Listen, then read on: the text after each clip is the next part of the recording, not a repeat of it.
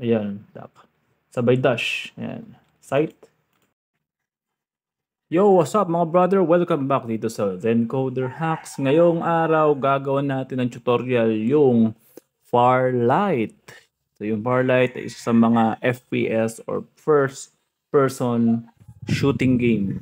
Ayan. So gamit ang M1 Pro, ang ating Infinix Note 30 at yung Aura Share natin for power source.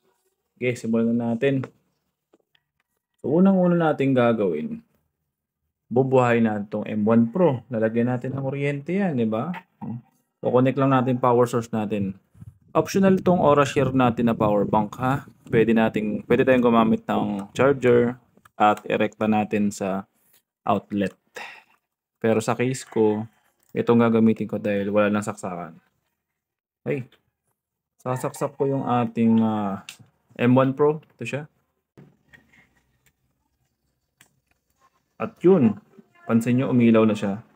Gumana na yung RGB niya. So, yun na. Yung first step, nagawa na natin. Next step, buksan muna natin yung Bluetooth natin. Bluetooth ng phone natin. So, para makita nyo, ilalapit ko. Yung M1 Pro. So, ito siya. Pairing lang tayo. Pair natin. At nakita nyo, connected na tayo. Ayan, makita nyo, di ba? Connected. So, pwede na tayo bumalik dito. Pero, dahil maglalaro tayo, magse-set up tayo, open na natin yung QGamer. QGamer. Ayan siya. QGamer. Yung QGamer ay downloaded sa mismong website ng QGamer. QGamer website. Ignore lang natin yan. Meron na akong ginawa dito, ang Farlight. Yeah. So, begin season na tayo.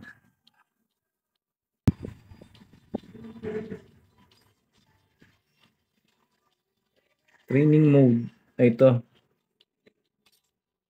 So, meron training mode dito. Tap to continue. Okay.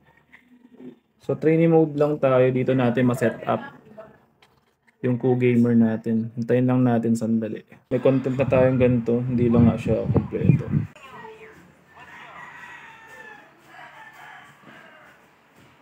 Okay. Problema dito, baka hindi pa activated yung ating QGamer. So, nakita nyo inactivated. Diba? Inactivated siya. So, meron tayong video dito para maging activate yan. Lalo na sa mga MediaTek. Kita nyo? Inactivated. So, ang gagawin natin, bababa ko muna saglit. Ang kung natin dyan, kailangan natin gamitin yung developer option. Debugging mode tayo. Magamit tayo ng Type-C cable. So, ganito lang gagawin natin. Ko-connect lang natin yung Type-C cable dito sa phone natin. Ina-apply lang to kapag MediaTek yung cellphone natin. Since Infinix Note 30 ay MediaTek, kailangan natin siyang USB debugging. Itong phone ko naka-USB debugging na to at naka-developer option na rin. Kung gusto nyo matutunan kung paano i-activate yun, meron tayong video yan dito sa description box. Okay, so since nakalagay na, tutuloy ko na lang ito. So ito yung M1 Pro natin. Tanggalin mo natin yung mouse. Ito yung mouse. Tanggalin lang natin yung mouse. Kita nyo namatay. Connect natin dito. Yan. Siyempre, i-allow lang natin. Allow. Yan. And, di ba kanina nakita nyo, inactivated siya. So ngayon, makikita nyo sa screen ay activated na. Ayan. So, pwede nating laruin. So, click lang natin yung Farlight. Yan. Farlight. And, ibaba ko na to. Pwede natin i-remove yun. Yung ating connection sa phone natin. At, syempre, ibabalik natin yung mouse. Ito yung mouse. Ayan, naiilaw to mamaya. Dahil yan yung mouse eh. Ayan, di ba milaw? Okay. So, tingnan natin kung gumagana sa Farlight. Ayun, gumagana na, di ba? Ganun lang kadali, mga brother. Pusin na natin tutorial. Okay. Ayun, oh. Kita nyo, may talon, di ba? Siyempre, ang talon is space lang din. Ito yung baril.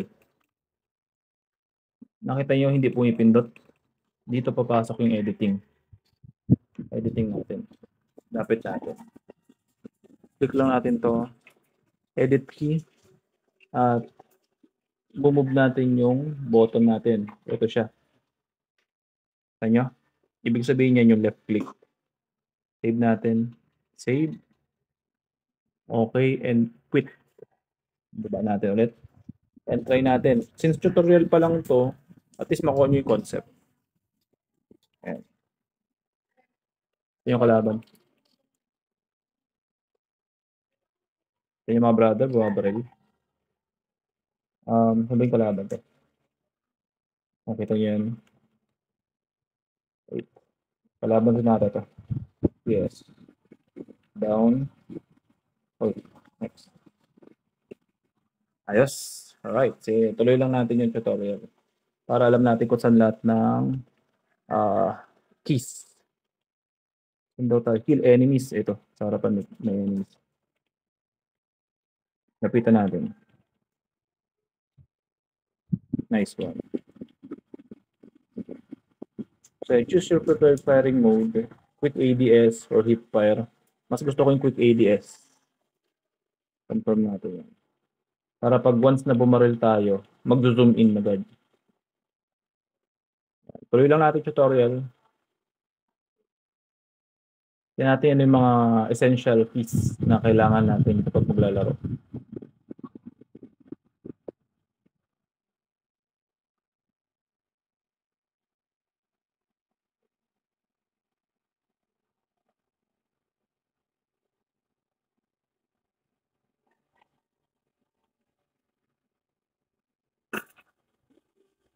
Okay. So dito, tap use your ultimate. So edit key tayo ulit. Edit key. Ano kayo magandang key pag gagamitin yung ultimate natin? Siguro ako, para malapit, gagamitin ko yung T para magamit yung ultimate. So nakita nyo, walang T, no? Ganito lang mag-add ng keys. Pindutin natin yung add. Ito. Lapit ko ha, para makita nyo. Half lang kasi itong mouse, yung keyboard ko. Kaya idadagdag ko yung T at button hand. Press ko lang yung T. Ayan na siya. Kasi lalagay ko siya sa ultimate. Huwag nyo kakalimutan save and quit. Tulad niyan. So try na natin. T. Ito siya.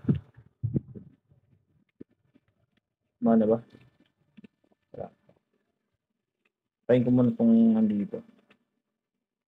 Unfortunately, hindi siya gumana. Try natin iba. T. Add button. T. Ito siya. Save natin. Hindi ko ata na-save eh. Tapos i-move ko lang to dito. Okay.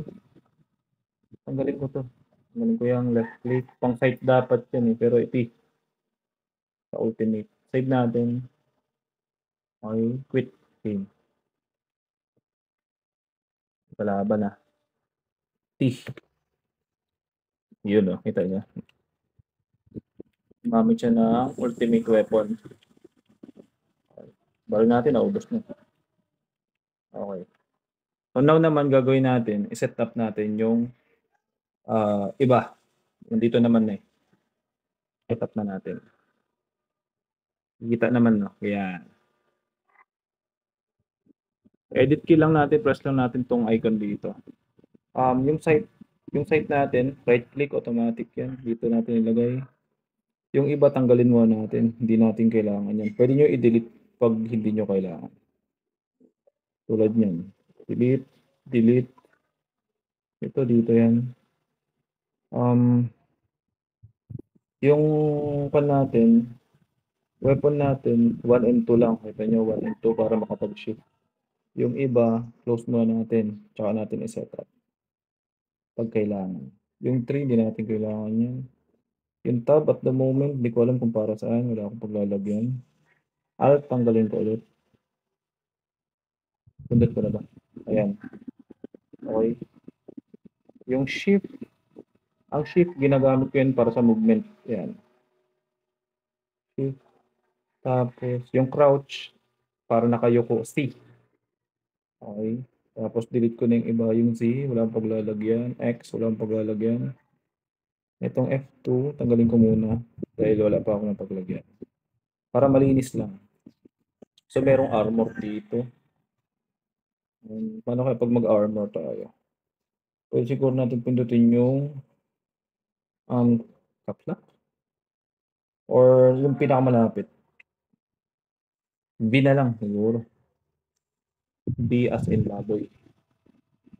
Okay. Press natin yung B para barrier, no? Tama na. B, barrier. Okay. So medyo nagkakaroon ng itsura. Ito, hindi natin kailangan yun. Delete. Makita nyo yung setup natin. Ayan. Initial setup natin, pwedeng ganito. Save na natin. Save. Quit. Natin. Try na natin.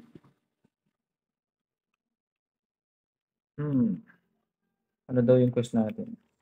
Try natin yung barrier. Barrier.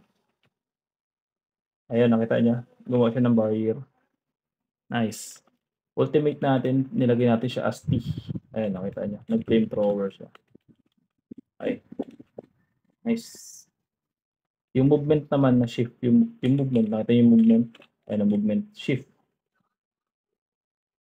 Ayan, nakita niya. Nag-dash siya. Try natin.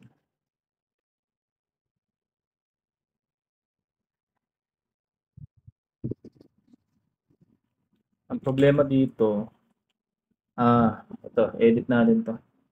Instead na yung crouch natin is C, gawin natin control.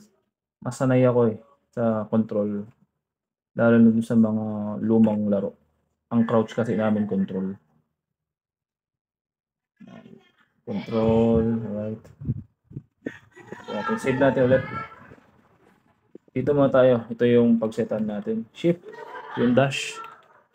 Okay. Reload. Hindi pa gumagana yung reload. Okay. Lagyan natin yung reload, edit natin. Ito yung reload. Instead na i-delete natin. Ito lang. Delete. Reload ito. Okay. 6, wala na. 5, wala yan. 4, wala din. Q, wala pa. Lagyan natin save. And quit ulit. Nice. Try natin mag-reload.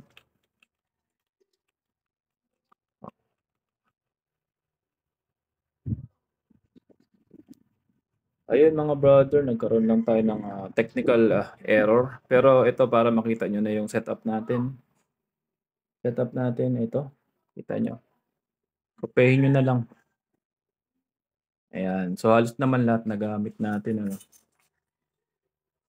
Alright. So moment of truth. Save na natin. Testing na natin lahat ng keys na sinetup natin. First yung movement, di ba? Movement, okay naman. Barrel, okay naman. Sige. Sight, okay yung sight. Sight, okay. Yung ultimate T yung ginawa ko. Ayan, flamethrower. Okay. Yung movement natin, ang movement natin, sinet natin siya as shift. Ito siya. Ayan. Kita nyo? Cooldown siya. Okay. Sight.